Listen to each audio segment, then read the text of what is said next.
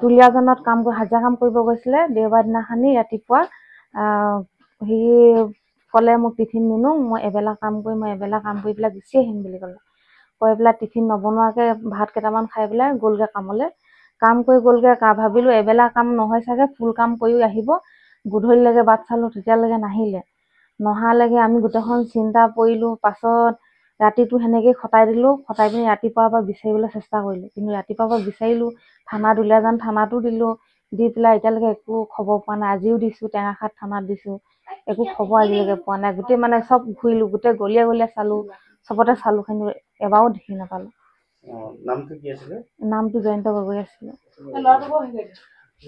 এতিয়া আপোনালোকৰ ঘৰত কোন কোন আছে? মই আছোঁ আৰু মোৰ ল'ৰাটো আছে।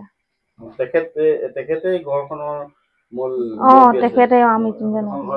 আৰু এটা কথা ক'বলৈ, তেখেত অকণমান মানসিকভাৱে মেণ্টেলি অলপ উইক আছে। কথাবিলাক অলপ অজং টাইপৰ, অলপ অকৰা টাইপৰ। তেখেতে কথাবিলাক নৰ্মেল মানুহে যেনেকৈ চিন্তা কৰে তেনেকৈ ধৰণে চিন্তা নকৰে। অলপ তেখেত তেনেকুৱা ধৰণৰ অকণমান অজলা ল'ৰা। গতিকে আমি আশা কৰিম তেখেতক যাতে অলপ কথা কওঁতো দুই এটা কথা লাগি ধৰে।